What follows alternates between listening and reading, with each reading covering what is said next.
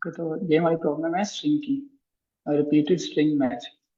Description है given to strings A and B, return the minimum number of times you should repeat string A so that string B is a substring of it. If it is possible for B to be a substring of A after repeating it, return -1.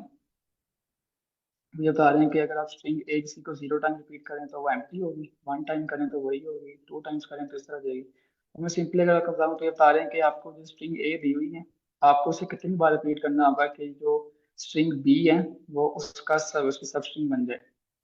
जैसे यहाँ पर हमने इसे ए B C D को 3 बार repeat किया, ए B C D और A B C D. तो ये वाला जो पार्ट था ये हमारी स्ट्रिंग बी थी, उसकी सब स्ट्रिंग बन गई बी, बी ए की, तो हमने 3 रिटर्न कर दिया। और यहाँ पर हमें 2 बार रिपीट किया तो ये इसकी सब स्ट्रिंग बन गई ए की। क्वेश्चन की वजह बताइए कि समझ आ गई है सब आपको? तो भी मैं सिर्फ बताऊँ करने से। अच्छा, तो मैं आपको एक विजुअल देने की कोशिश करता हूँ कि इसे हम कैसे अप्रोच करने के लिए। अच्छा,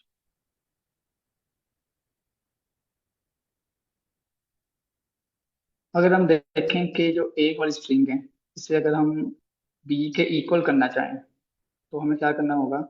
हमें जो बी की लेंथ है इसे अगर हम इस पर डिवाइड कर दें ए की लेंथ पर,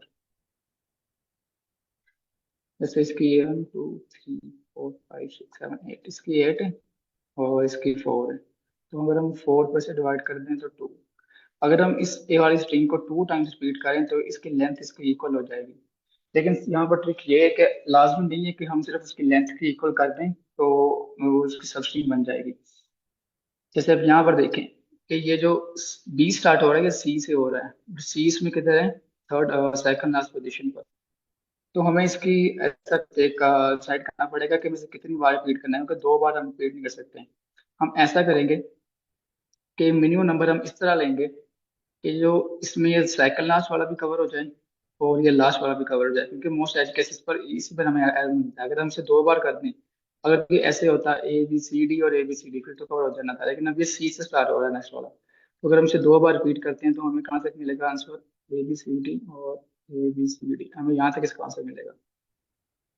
इससे हमारा जो बी वाली है वो इसकी सब स्ट्रिंग नहीं बनेगी। अगर हम 3 टाइम्स करते हैं फिर जाकर ये इस तरह, यानी ये कि ये बी की ये ओवरलैप हो रही है ए की बी में, सी से स्टार्ट हो रहा, अगर इसी तरह ये डी से स्टार्ट हो रहा होता तो ये सी से ना करके तब भी हमें क्या करना पड़ना था? और आगे जाना पड़ना था, सो दैट ये इसके बन जाए। इसलिए हमने क्या किया है, हमने क्या किया, एन रखा है बी की लेंथ को ए की लेंथ से किया है हमने डिवाइड, और +2 कर दिया। +2 इसलिए अगर यहाँ से स्टार्ट होगा तो +1 पर तो काम कर जाएगा यहाँ पर, डी लास्ट वाली पर, लेकिन सेकंड लास्ट वाली पर हम इसके लिए हमने +2 रखा है।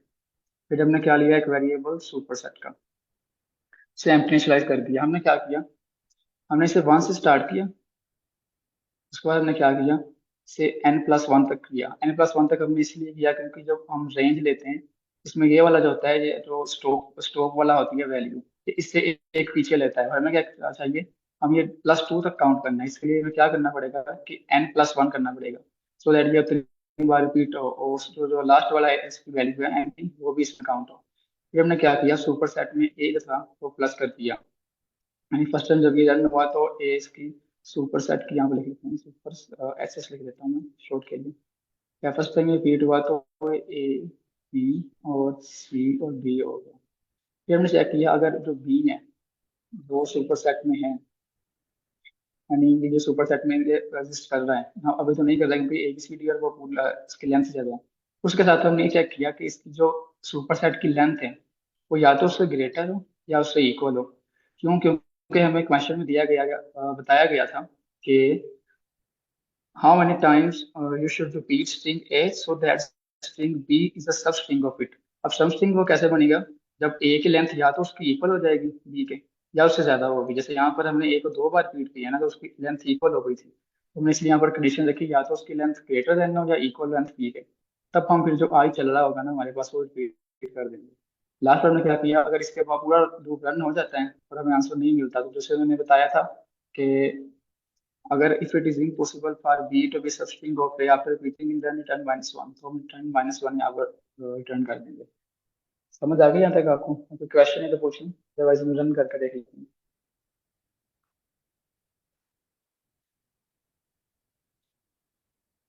फिर अगर किसी को भी समझ नहीं आई सर तो सर से काइंडली पूछ लें एक दफ़ा। कोई भी क्वेश्चन है तो पूछ लें जनरल। थोड़ी बहुत अगर किसी को नहीं आई होगी ना, तो वो इस पॉइंट पे होगी। मैं इस एक बार ना इसके बगैर भी रन करके दिखाऊंगा, सो दैट आपको एक विजुअल मिल जाएगा कि यहाँ पर ये +2 हमने क्यों रखा है। ये जब फर्स्ट टाइम मैंने सॉल्व किया था ना, मुझे भी समझ नहीं आ रही थी इस चीज़ की। अच्छा, हम इसे पहले ऐसे करते हैं, इसे +2 के बगैर रन करके दिखाते हैं। हम +2 के साथ रन किया इसे बगैर। अब यहाँ पर देखें, अब हमारा जो ए था वो ABCD था, और जो बी था हमारे पास वो CD और उसके बाद ABCD और AB था। लेकिन हमें यहाँ पर X3 यहाँ था -1 क्यों आया? क्योंकि हमने इसकी रिपीटेशन कम की। मैं यहाँ पर पहले प्रिंट भी करता हूँ इसे। हाँ,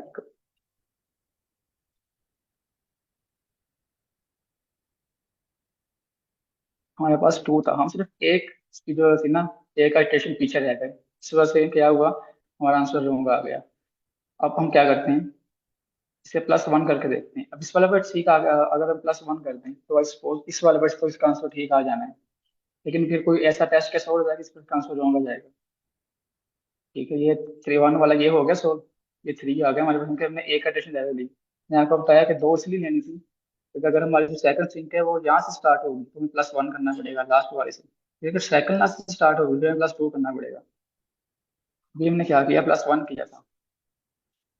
तो ये वाला देखते हैं 3 3 case.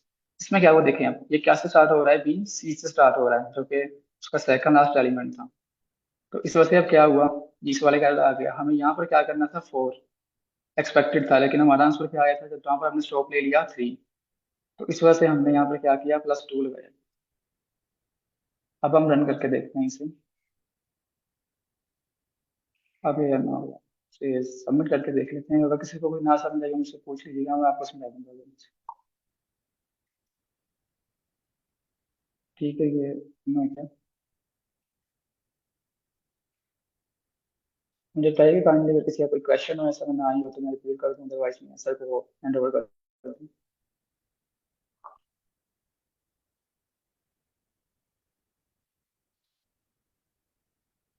Okay sir, over to you.